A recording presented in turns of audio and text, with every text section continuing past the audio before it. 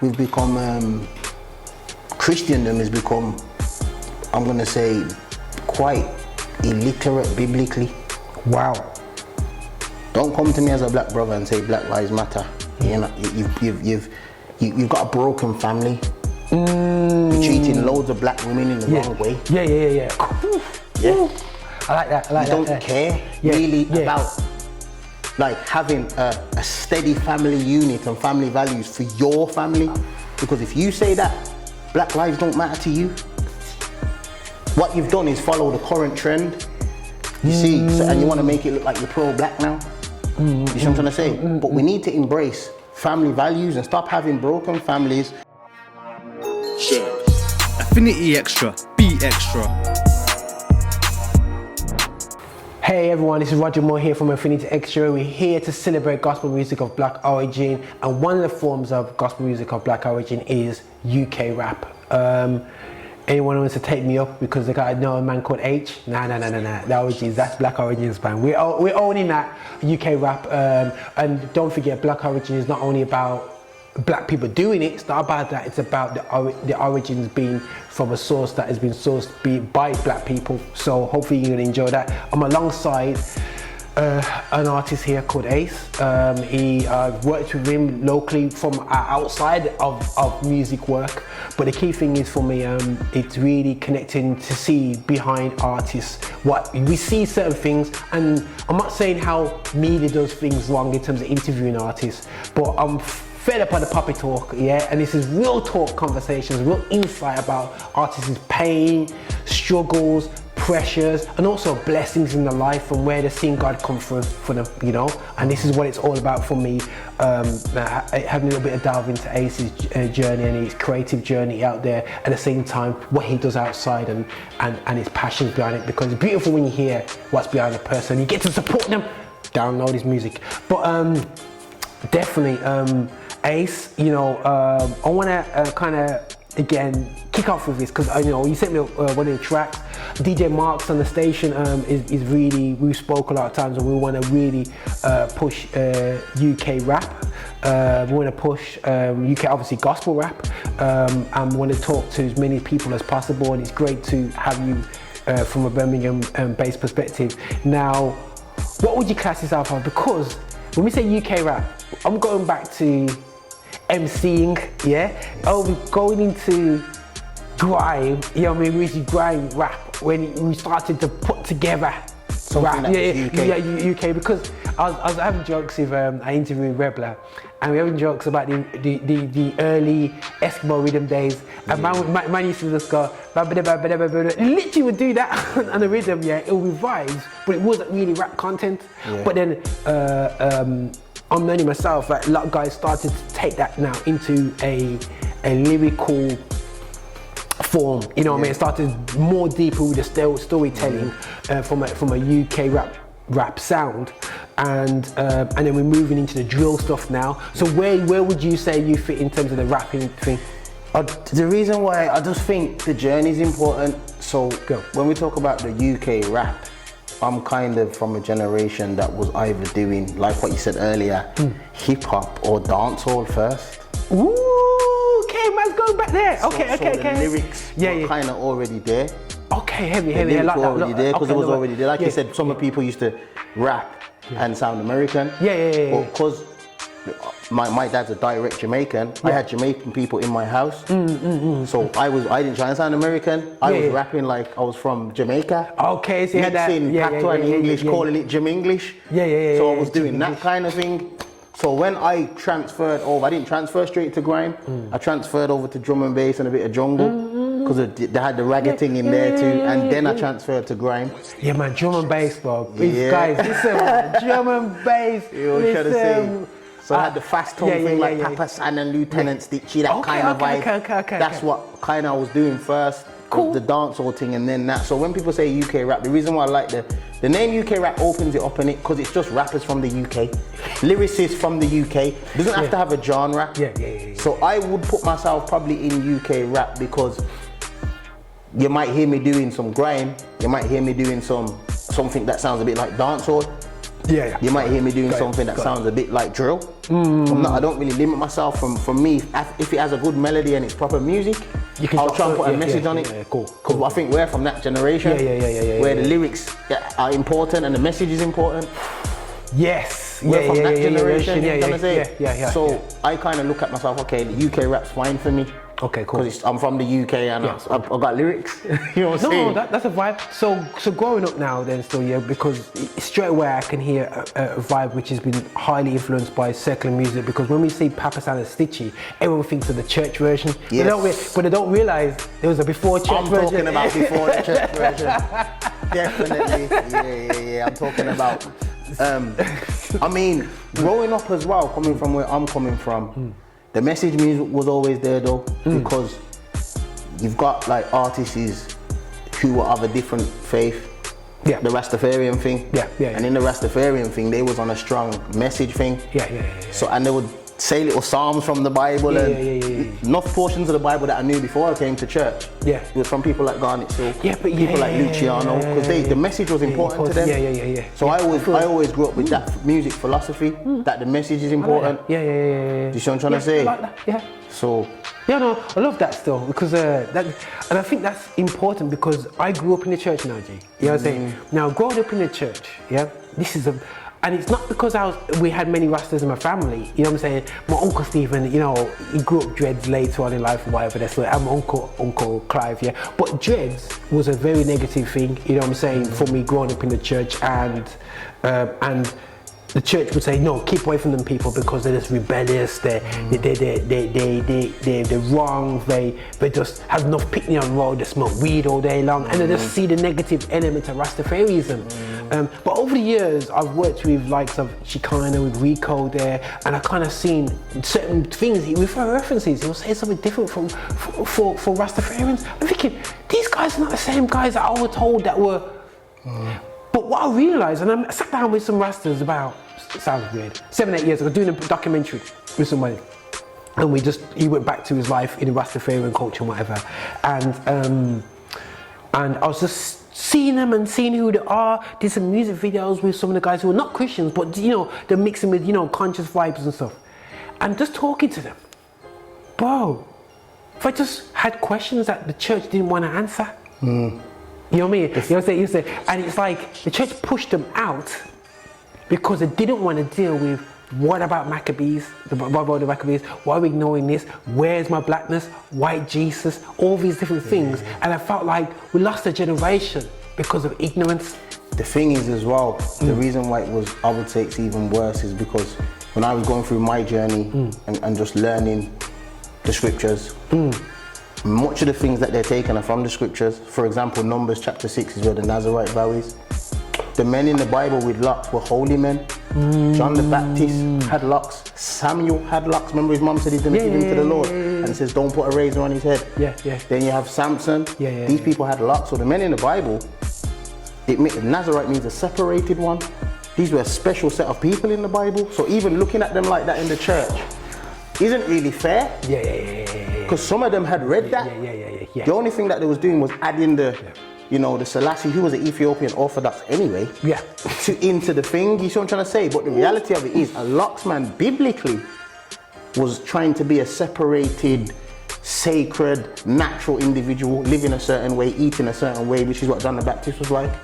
And the ironic thing is, guys, I think that before people start sweating and they're gonna think, oh my gosh, we have two Hebrewites going hard on us. But no, but the reality show is we are looking from a colonial Christian perspective, where it's called shave the black man's hair. You know what I mean? Do what Master says. You know what I mean? And whatever. Make it unnatural. And I'm afraid, if you feel uncomfortable from that statement I just made, really sit down and think about how much of African culture is being paganized. You know what I'm saying? But yet Stonehenge is okay, it's not as evil as it thinks. But the Druids people are not as bad as the African Obeah mans, them and whatever. So them man are doing things, they're beyond things. So no one go too much into it, but really think to yourself, going, hold on. What about European paganism? Where's that? Oh, you don't see it because we don't talk about it. You know what I'm saying? No, it's don't. right because you find it entwined in what you do. But so that's what I'm saying to the beauty of there's elements, the beautiful elements of Rastafarism, which is very community, very conscious about blackness and whatsoever. So now you're coming from that background, bro. How on earth you find yourself in church? Okay, so when I was coming from that background, the things that I needed to be convinced on, because there's a mindset when you're coming from that background, things are being hid from us. Why ain't these books in the Bible? You said the Maccabees, etc., etc. Always had a respect for the Bible because I kind of came from a 12 tribes school of thought. Okay, cool. So when you say 12 tribes, straight away you're thinking of Israel, Jacob, his sons, and you know these were people were of color, black. You know what I'm trying to say? So when you're coming from that perspective, always had that reverence. My thing was more, you know, Christ. They would call him Yeshua. Yeah, cool. I don't mind calling him Jesus, that doesn't bother me. I'm just saying. No, that's cool. That's cool. Yeshua, So when I got to start to study the scriptures, the things that convinced me on them was the historicity. So when we're talking about like Bible prophecies, over 300 prophecies about Christ in the Old Testament, saying where he was going to be born, when he was going to die, what he was going to do, you know, that he was the Passover lamb, you know, that symbolism of the lamb, and he's going to die. So when I started to go through all that and see how it connected, I was convinced that the scriptures were true. I wasn't in church. I was in my house, reading and studying and discussing with another friend who was going on a similar journey, who came from a similar background to me.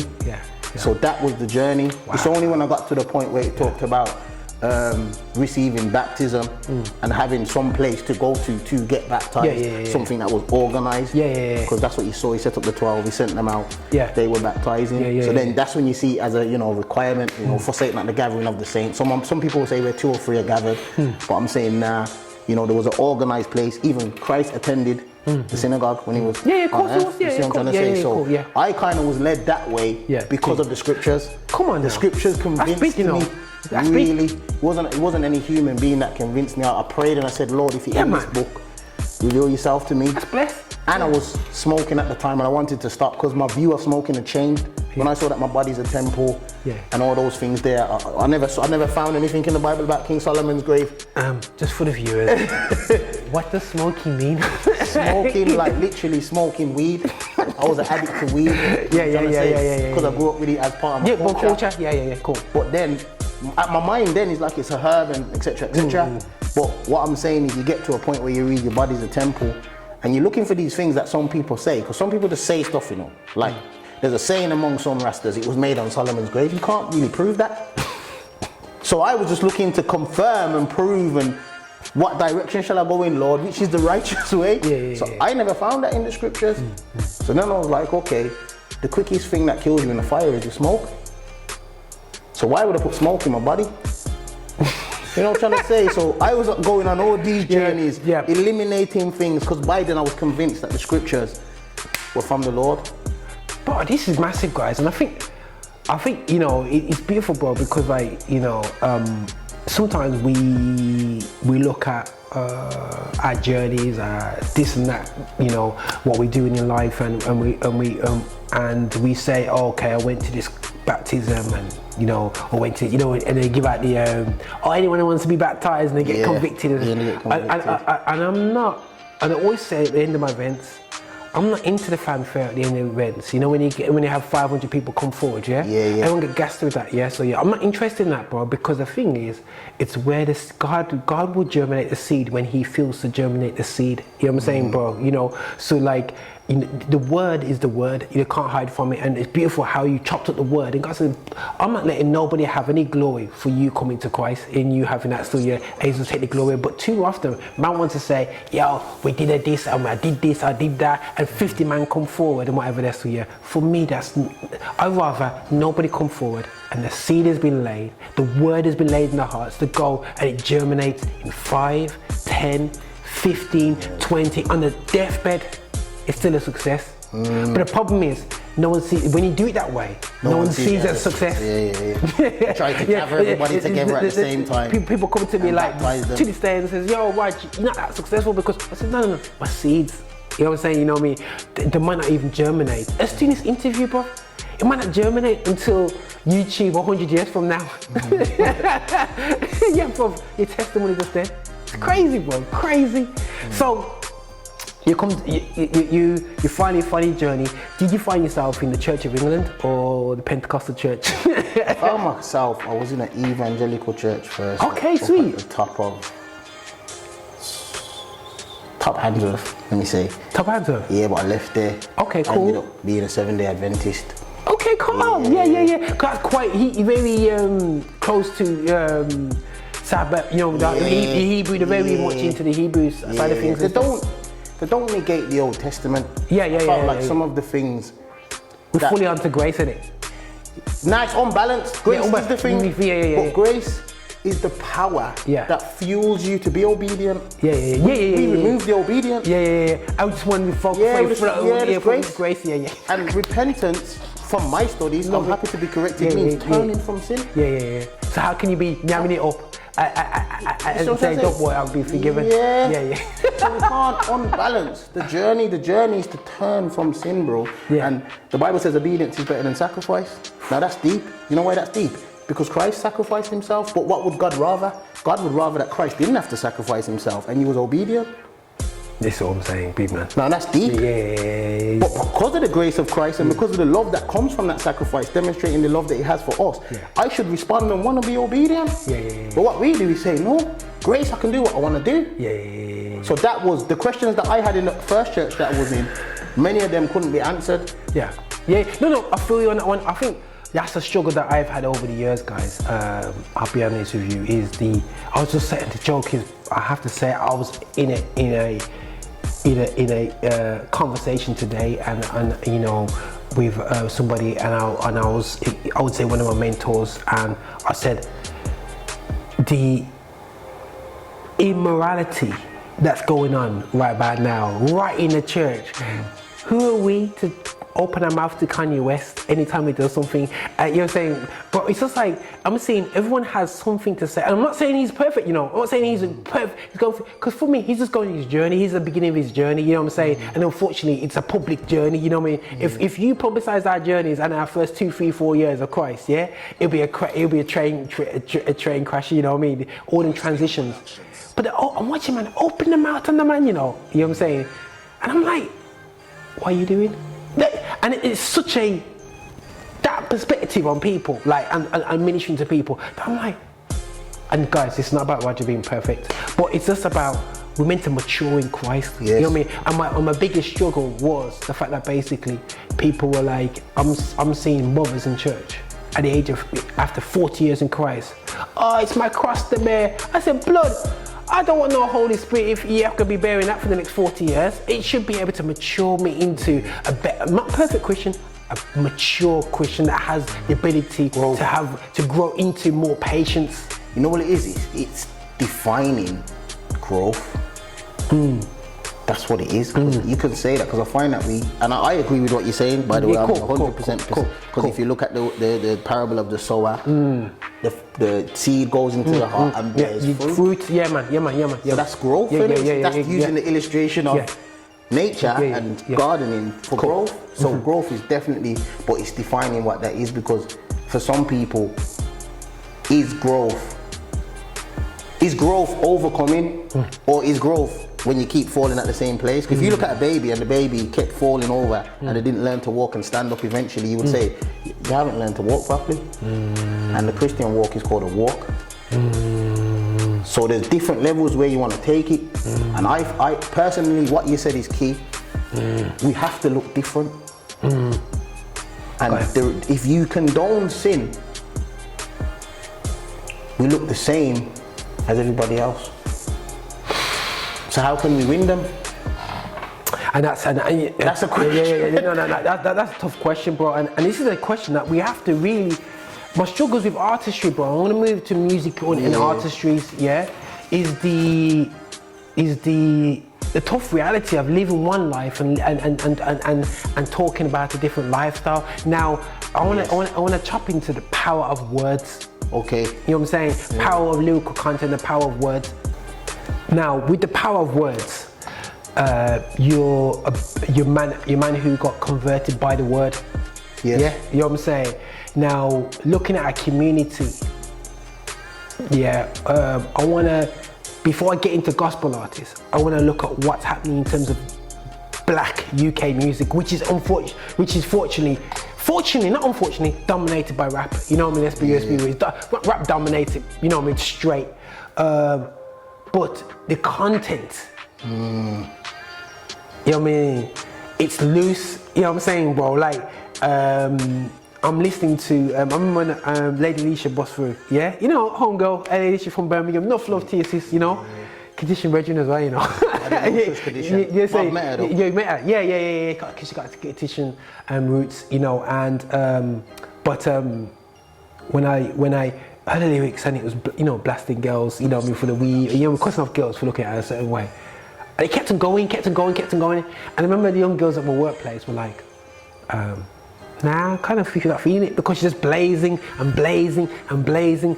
when you got young guys like Age talking about girl wanna do this to him, and he continues saying it everyone and no one's hearing what the content is saying. It's quite negative, you know what I'm saying? And when you look at other guys talking about crime, smoking weed, doing this and that, there is positive lyrics out there, but we always know and we always seem to accept that positive lyrics is not popular for the scene. But you notice when it comes to our people of our skin tone, it's our music.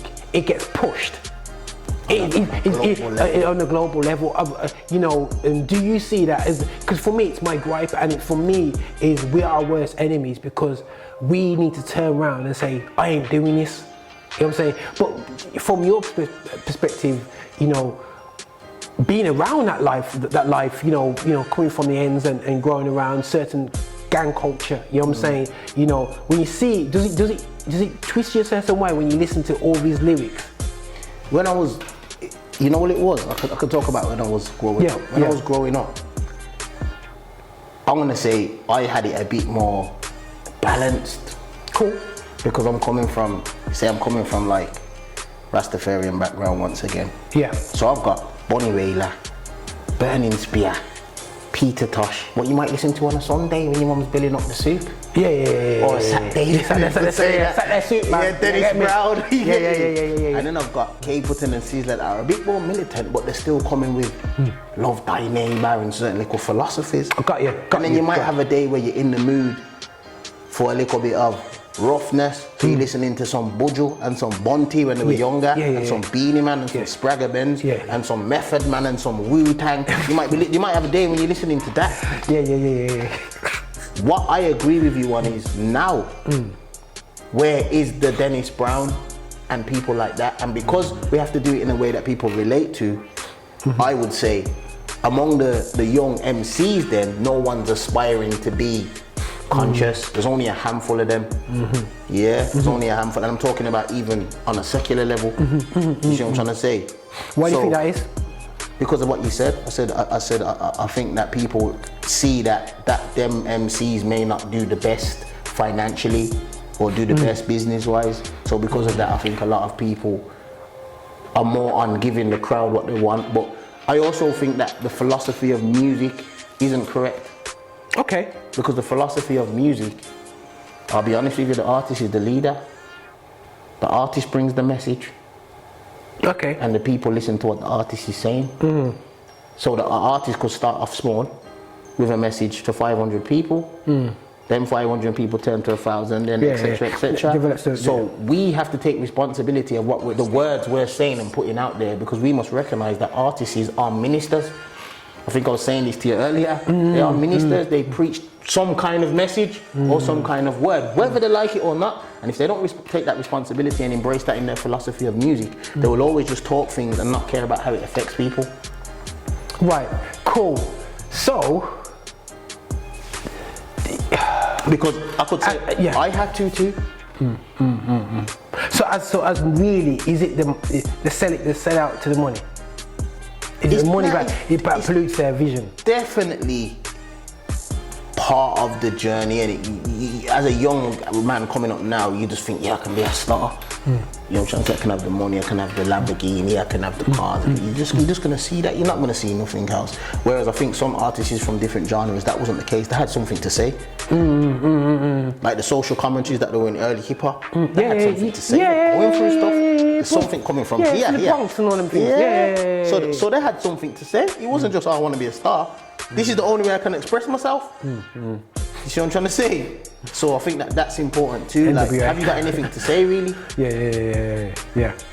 No, that's beautiful. Is it that society for you has kind of, is it become very grey in its approach? It's very do what you want to do, and it's kind of seeped into a church. Is it the grey? Because the thing is, I've seen the greyness with artists in Christianity. Everybody wants to be not overtly Christian, but covert Christians in the music world. And you know what I'm saying? And they see that I need to be successful, so I have to be covert about my Christianity as a female. So when you build up lyrics, you're thinking, okay, right, I need to take out the message and just be normal. You know what I'm saying? Not realizing that the success of artists are extreme one way. You know what I'm saying? And this is why I love Kanye West. He's just gone wild. But I am. This is what I am. He says what he is. You know what I'm saying? You know, and I think there's two ways to look at it.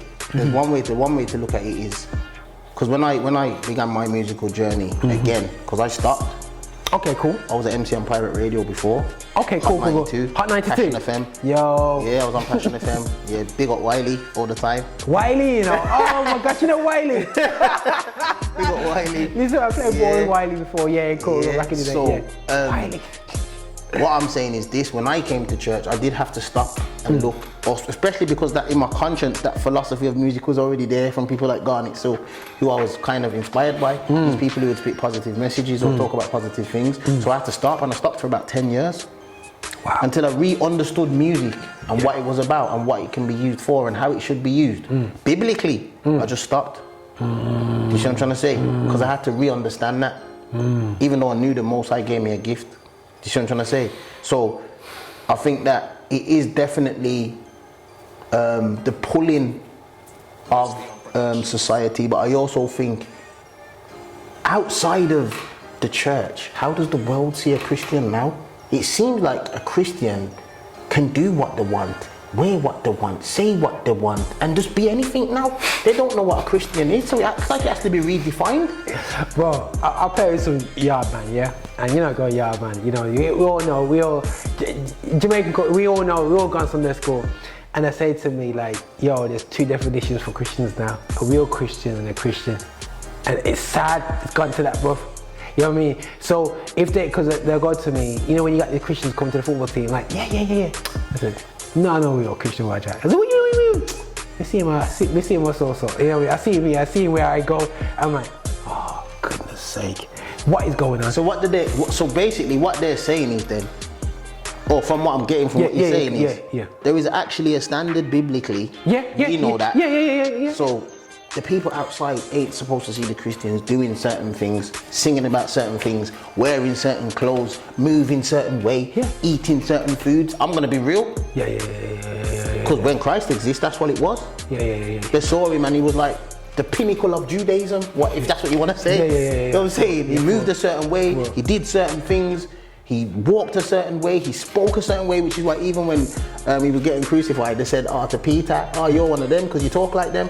And Peter tried to deny he was one of them by doing what the Bible says he swears. To try and show them that I'm not one of them really. But really, you're one of them because you talk like them. And I think primitive godliness is what we have to go back to. And that's the only way the world's going to see the difference. And you know what? I know, remember there's a song called "Bring Me That Old Time Religion." You know, I know that. Yeah. Old time religion. We're not quite saying that exactly into the religiousness, but we do need to take things back, and it's a shame saying something back. And I think we've been polluted in so many different facets of our world, from the way we worship, you know what I'm saying? The lyrical content of our musicality as well, I think is really, really poor now, you know what I'm saying? And it's beautiful to hear that you took a break from, and I say in the break, you stopped music. To cut it before you can restart again. Some people blend straight in there, bro. You know what I'm saying? And not to redevelop themselves as an individual. This is the thing though, I mean, I've said it to a few people. I think I was talking to someone about this the other day and we did a little short study on it, and I'm saying, remember who the musicians are in the Bible, you know? Yep, Levites. These men used to carry the sanctuary. Yeah, man. You know what I'm saying? They used to deal with the sacrificial offerings. Man. These are serious people, you know? These weren't just any and anybody that people just go, oh yeah, I've my gifts music, so let me just jump up and do music. Nah. These people knew the word. So to me, you have to have a break, even if it's just to learn the scriptures properly. Study to show yourself approved. You get me? Because when you're coming with the message, it has to be biblical principles. It does. Because I talk about being covert, and the thing is, you know what they always bring to me? Songs of Solomon. Yeah, because it's a justify, and this is guys, you know, this is just unfortunately, and I said to some youths who were saying, they giggled, and I said, listen, you pick up Songs of Solomon quick, but check out Solomon's Proverbs when he said what he said that, yo, I had the women, I had the men, I had everything, but I'm just saying, follow God. That's all I'm saying. In all things, follow God, because I chase the skirt, I chase the money, and I've done it already, G. And I'm telling you straight, that is miserable. Just follow God, because the man in Ecolastics now, bro. Like the man was like, and you can imagine he's in his room, going around his last, you know, his last things, and he's writing down. Oh my gosh, you know, it's like after a total train wreck of a life. Scars, you know what I'm saying? You know, the scars of going wayward. But all people are interested in, yeah, man, they talk about breasts in Songs of Solomon, so I can do all the love songs I want. And it's like, is this how we're breaking up the Bible these days? Yeah, it is. And that's another thing that's an issue as well. I think that we've become, Christendom has become, I'm going to say, quite illiterate biblically.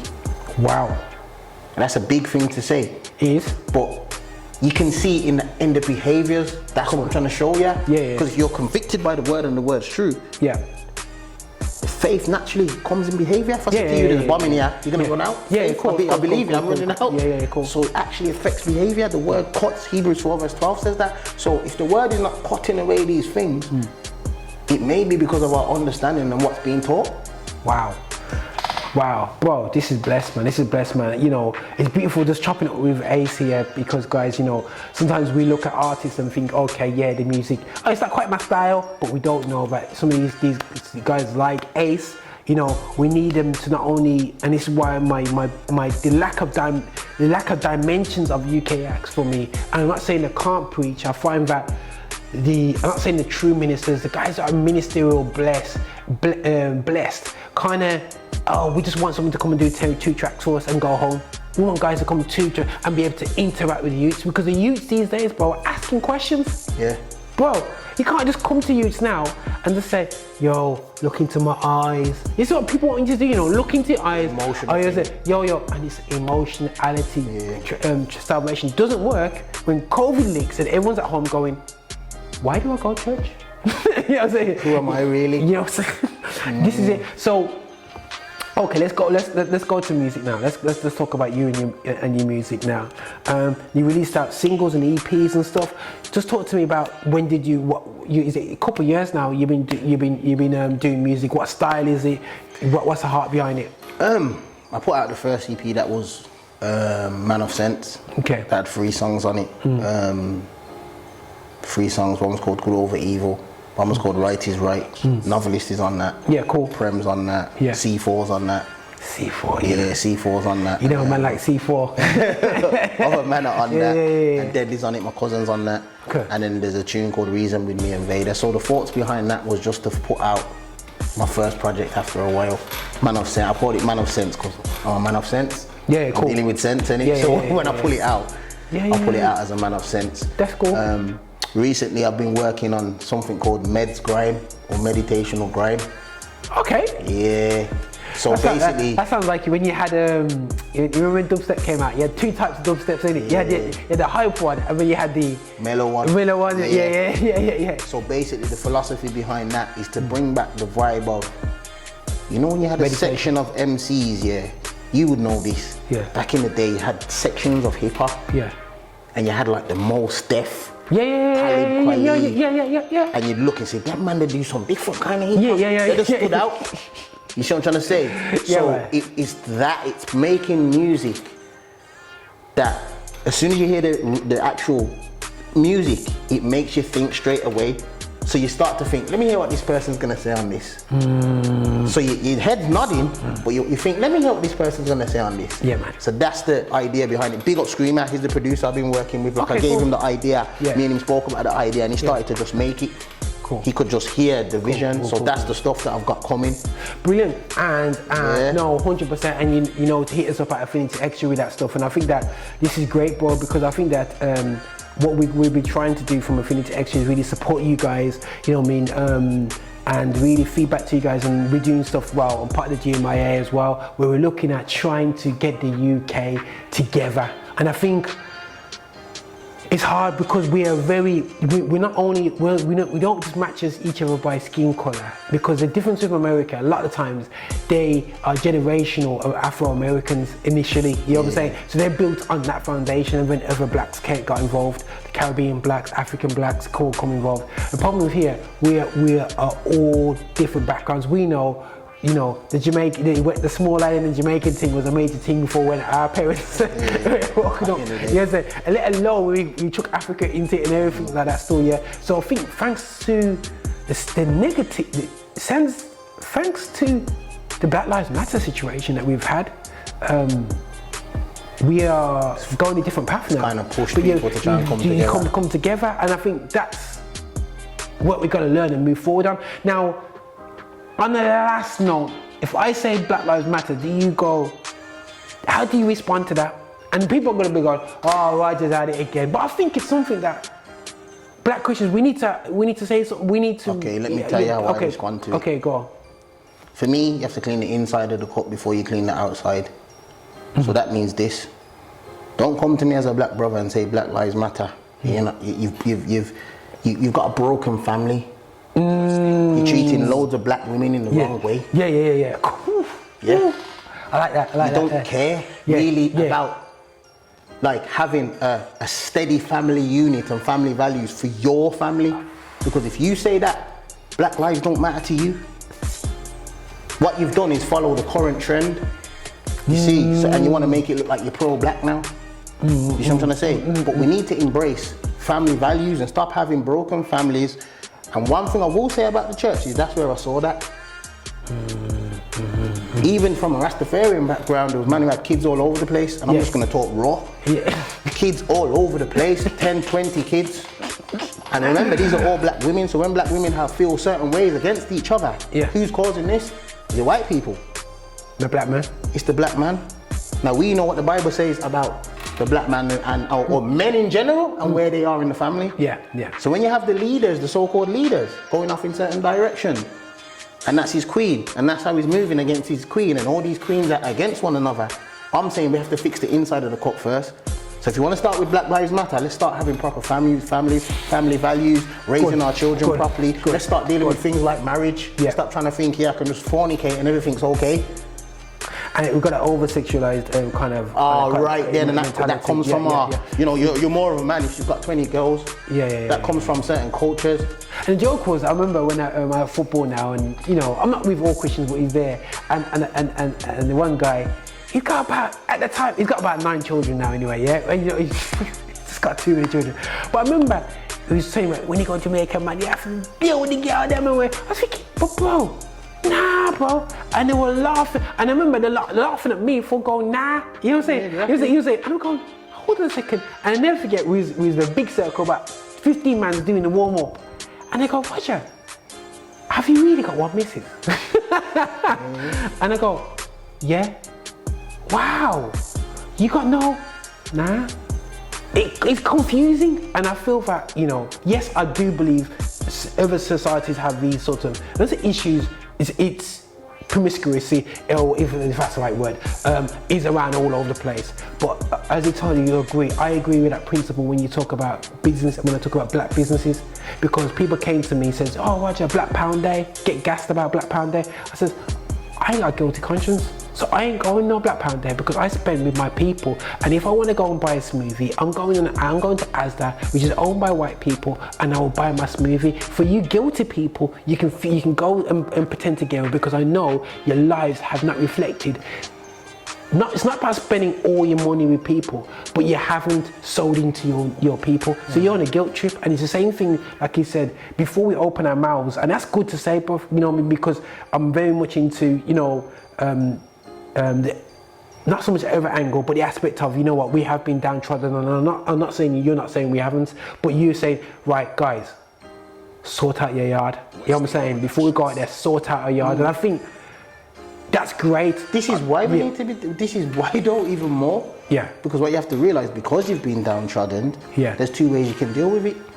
You can move like, you know, I would say, almost imitating the slave master, or you can move in a principled way. Yeah. And an integral way. Yeah. Yeah. And You know what I'm trying to say? Yeah. That's the two choices. I know we've been downtrodden, but I don't sing on being downtrodden because guess what?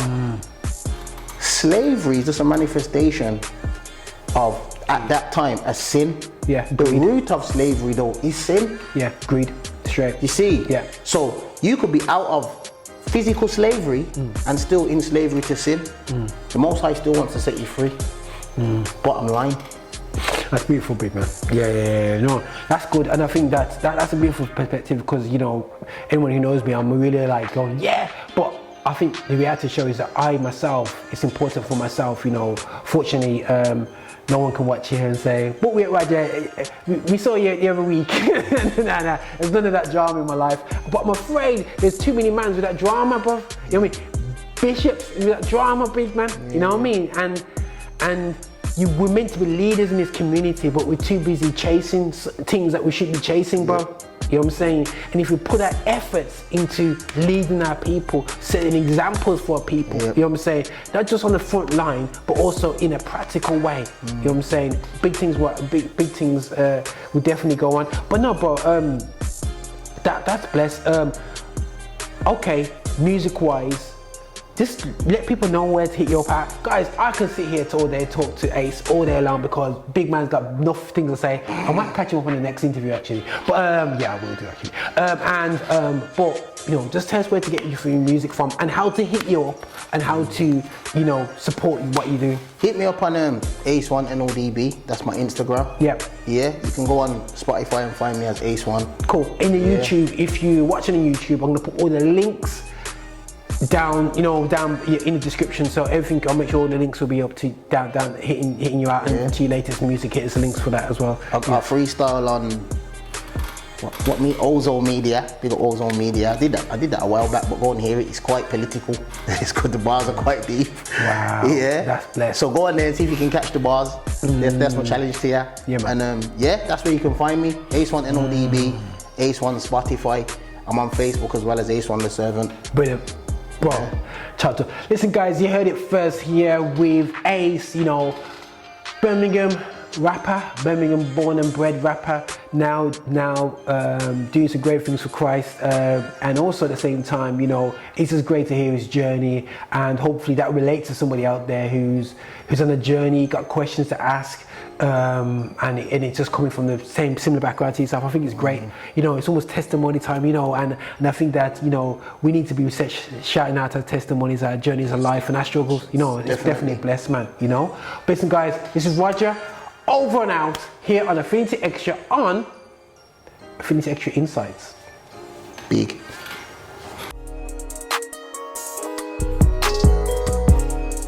Visit us for updates and shows at affinityextra.co.uk.